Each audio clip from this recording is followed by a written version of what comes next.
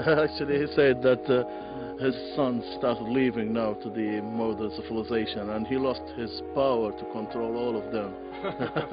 It's not every day that you get to have contact with Tuareg. The few that are left, especially in this area, are kind of hard to come by. You know, you're really seeing the death of a culture at that point. Maybe when he goes, they're going to be gone, and maybe he's the last of them.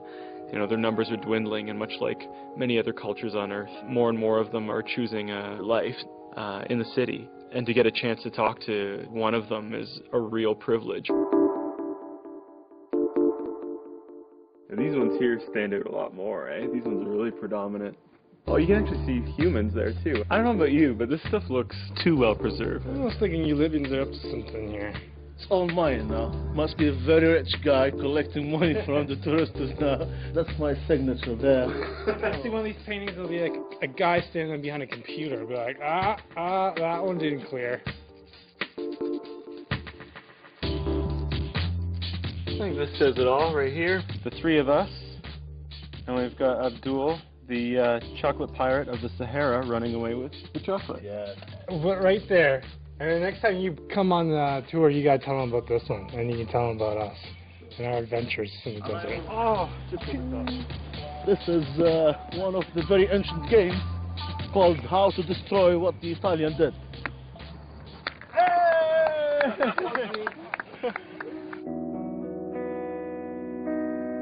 We've gotten quite a bit of wind trying to bear down for the night. You never know when a sandstorm's going to kick in. There's chocolate biscuits here. Anyone want? No, you. Not you. Not you. No one. For my energy to get power enough tomorrow to do more paintings for my caves. Oh, okay. Yeah, we better eat it up. You can put bit sands on it, and then it will taste like desert chocolate. Sand is actually a spice of the desert. Mm. What, we look like Justin?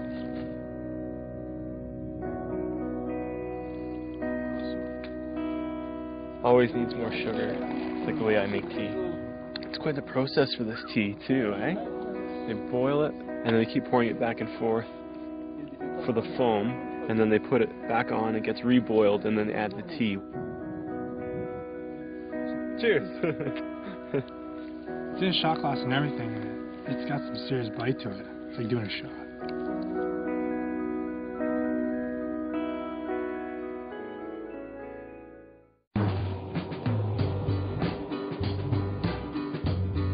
As we've mentioned about a million times before, preparedness is definitely the name of the game here. Having lots of water, lots of fuel, spare tires, and in this case, a lot of extra belts for the engine. I just had my breakfast now. It was a hard job to change the engine belt. I did everything. You didn't even have to do anything, see? Everybody thinks that water's your main source for survival out here, but I kind of think we rely more on our vehicles, and you really gotta watch what you're doing out here. Luckily our driver is pretty smart. He goes at a pretty controlled pace where it's not about getting there as fast as you can, but just getting there. You have to show the desert some respect out here, and if you don't, they take advantage of you and show you who's boss. Up until this point, we've been very used to the drive, going over a lot of bumps. You're going up and down, going painfully slow, small dunes, big dunes. But we were looking down the barrel of a very long drive to go from the Caucasus Mountains, backtracking through the desert to the north and heading to the Ubari Sand Seas, where we knew we were going to run into some pretty spectacular oasis lakes. Out of one of the oases, we just saw this, what we thought was a dog, and then Abdul starts saying, oh, it's a wolf, it's a wolf. And so we actually got to see one of these wolves, and they're kind of tough to see, aren't they? There is no people, and it will go out to hunt. Right. Of course, it's not going to hunt me or you. You are with me, so they are not going to touch you. You gonna call a wolf? Ow! Abdul is the Lion King of the desert. Sometimes if it's very early in the morning, you will see them saying, hello Abdul, hello Abdul. Yeah, I saw that. Yeah, so he scared him away more than anything.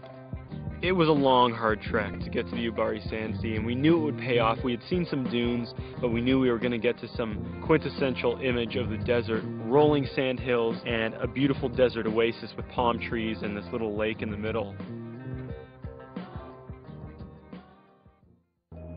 You get a few days into the desert and it's beautiful, but you drive for hours and hours and hours at a time. Some of the drives can get pretty daunting. You're looking at 6-hour drives of absolute flat nothingness. We came to our first dunes. When the landscape ultimately changes, take advantage of it.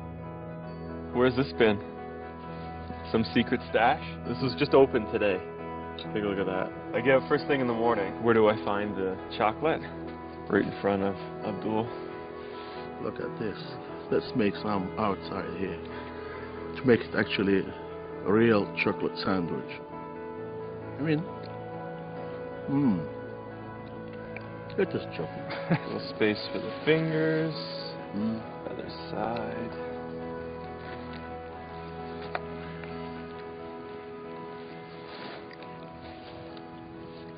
Much better. I have a new reason to live. Before we left Seba for the desert, one of the things we noticed is that you were able to rent snowboards. Justin was pretty hell-bent on being able to try a little bit of sandboarding. We're going to be hitting some pretty massive dunes, so we'd love to give sandboarding a try. But while we're in the flats, I think we'll try something else out.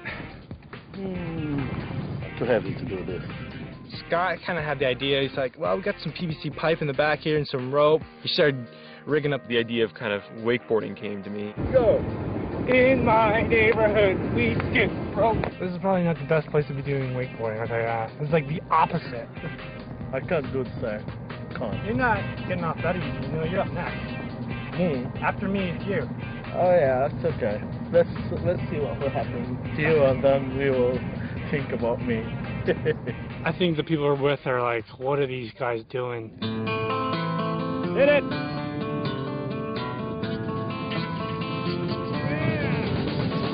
It seemed like there was very little transferable skill from the wakeboarding over to this wake sandboarding. Pretty good. Try to control the rope and keep the tension on it. It was my first time ever being on a snowboard. It was pretty hard for me to find my edge, and because of that there was a lot of good spills.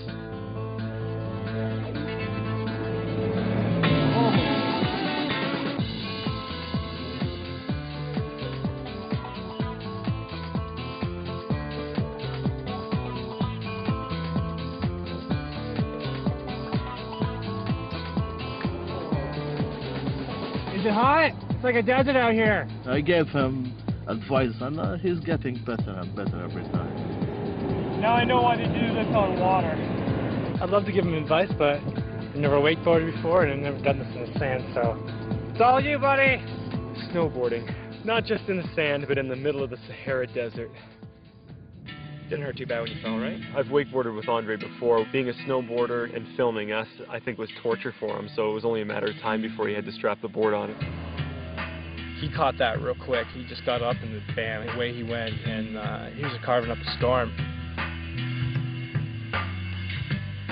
He was shredding. He tried going to fakie and he caught an edge and he hit it pretty hard. I'm up next. I've never wakeboarded before and I've never sandboarded before, so I don't know how good I'm going to do. Hopefully I can hold my own out here. So I got to watch Scott go through his trials and tribulations, and then Andre come in and just start shredding. It gave me an opportunity to kind of like put everything together. He's doing very, very well. I was up for a while, and then I almost lost it a couple times, and I had it, and I just caught an edge and just landed right in the back of my head, and it just felt like this smack, and then everything just went black.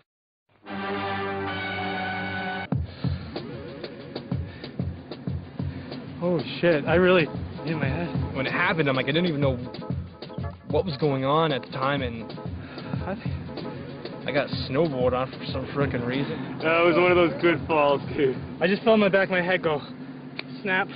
Yeah. I'm dying here. Shoes on, but I will do it. Dun, dun, dun, dun, dun, dun. What's your blood type? The driver is asking me now to drive my well. You know, this is completely new to him. How about we just go straight towards the hospital? Okay. Or the morgue, one of the two. Yeah! Doing good, buddy, doing good. Stick to the chocolate. Like, I'm not balancing my body.